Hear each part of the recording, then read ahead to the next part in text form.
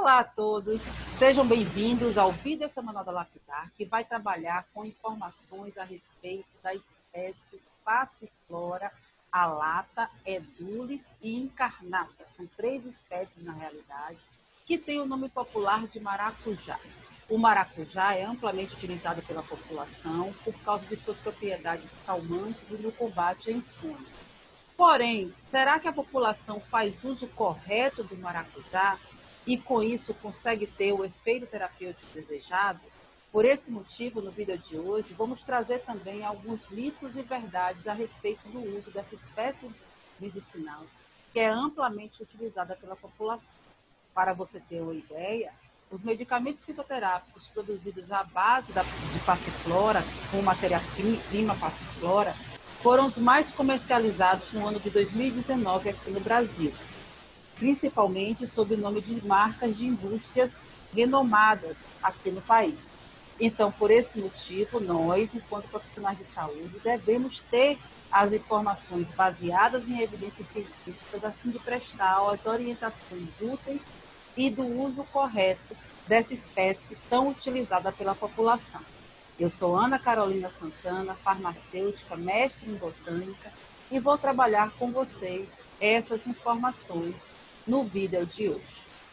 A primeira informação que o profissional de saúde deve ter a respeito do maracujá é: será que o suco de maracujá acalma de verdade?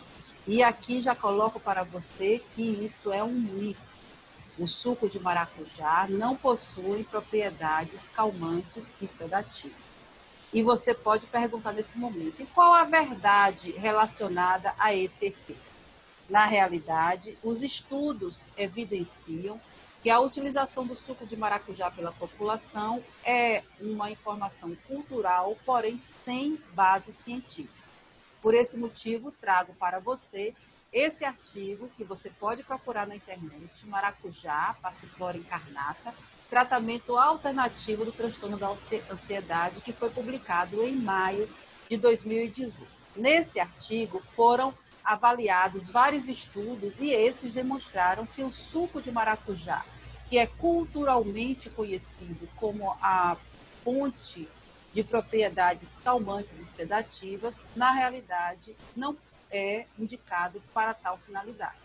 A parte do maracujá que tem as propriedades calmantes e sedativas são as folhas e as partes aéreas, de uma forma geral, porque nessas partes da planta existem flavonoides e alcaloides que são responsáveis por uma atividade inespecífica no sistema nervoso central e, por esse motivo, vão causar os efeitos calmantes e os efeitos sedativos para o tratamento da insônia.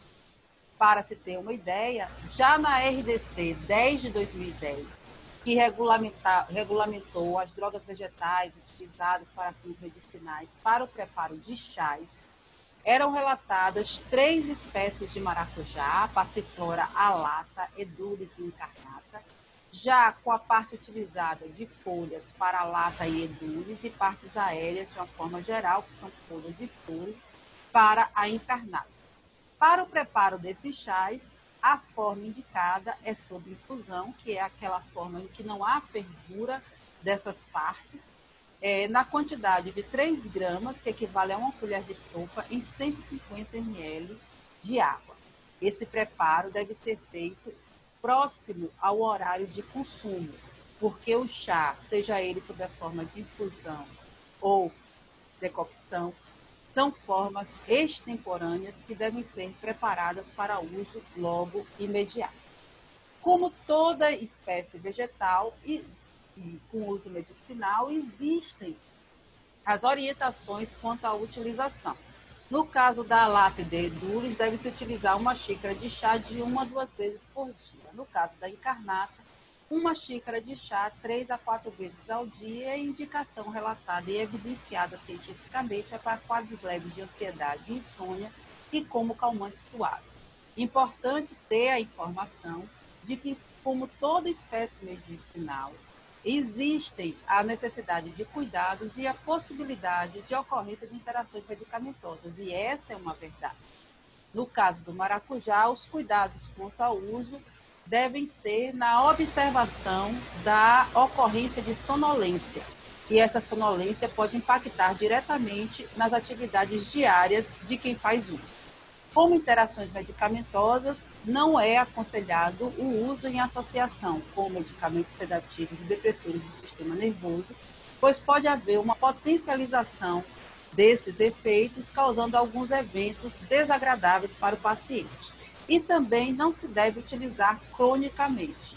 Por esse motivo, se não ocorrerem a redução dos sintomas, tanto da ansiedade como da insônia, o paciente deve ser orientado a buscar um médico para que seja feito um diagnóstico preciso dos problemas de saúde e, consequentemente, um tratamento direcionado para esses problemas.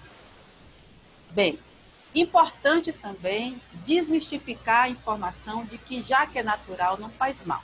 As espécies vegetais, para terem finalidades medicinais, precisam ter uma ação no organismo e essa ação é consequência dos componentes químicos que fazem parte dessas espécies. No caso da passiflora, o mecanismo de ação para as espécies não é ainda totalmente elucidado, é considerado desconhecido, porém existe a indicação de que há um envolvimento da inibição da monoaminoxidase e ativação de receptores de ácido gama-aminobutírico, que é o GABA. No caso do GABA, esse é o neurotransmissor que induz a inibição do sistema nervoso central, que vai ser a causa da sedação. E por esse motivo, os baixos níveis de GABA estão relacionados com ansiedade. Também existem algumas associações com a interrupção de circuitos neuronais, enfim, o mecanismo de ação das espécies de passiflora estão associados à inibição da monoaminoxidase, próximo à ação dos IMAL e do GABA. Ainda em relação aos compêndios oficiais que estabelecem a utilização de espécies vegetais para uso medicinal, as 3 espécies de passiflora, alata, edulis e incarnata, estão descritas no Formulário de Fitoterápicos da Farmacopeia Brasileira, primeira edição, também como preparações extemporâneas na forma de chá sob infusão, e tem as mesmas recomendações que já foram relatadas anteriormente, que estavam presentes na RDC 10 de 2010. Porém, o formulário de fitoterápicos possui um primeiro suplemento e desse existem acréscimo de informações que são importantes para que sejam prestadas as orientações corretas ao paciente. Então, no caso da passiflora alata, a indicação de preparo é como tintura. Na realidade, para essas 3 espécies, a indicação é como tintura.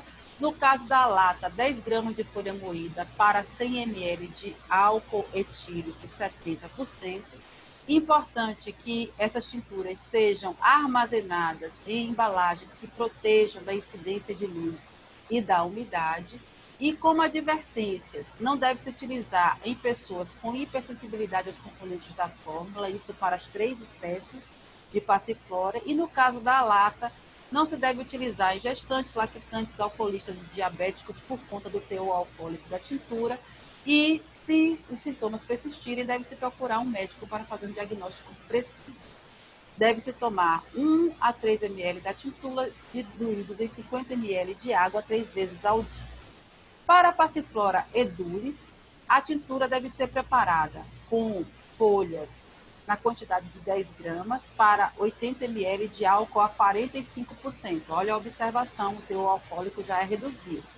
Como advertências, também aquelas advertências da hipersensibilidade, não utilizar em gestantes, porém, pode prejudicar a habilidade de dirigir ou operar máquinas, pode causar sonolência, não deve ser utilizada por bebidas alcoólicas, antistamínicos e sedativos, deve-se evitar o uso prolongado em doses altas, pois pode potencializar fármacos inibidores da MAO. A presença de alcaloides indólicos, e nós falamos que os alcaloides são responsáveis pelo efeito terapêutico, pode potencializar o efeito de barbitúricos, hipnóticos e da morfina. Deve-se tomar de 0,5 a 2 ml da tintura diluídos em 50 ml de álcool. Para a passiflora incarnata, deve-se utilizar as partes aéreas em álcool a 45%, próximo ao da edulis, E as observações são as mesmas em relação à associação com bebidas alcoólicas, sedativos, hipnóticos, histamínicos, e pode haver potencialização dos efeitos de pentobarbital, exobarbital e anticoagulantes, como a varfarina. Essa é uma observação importante. Deve-se tomar 2 ml da tintura diluídos em 50 ml de água 3 vezes ao dia. Então, essas são as observações a respeito do maracujá que todo profissional deveria saber. Espero que vocês tenham gostado. Qualquer dúvida, entre em contato com a gente no nosso canal de comunicação. E até a semana que vem com o novo vídeo da Lapidar. Tchau!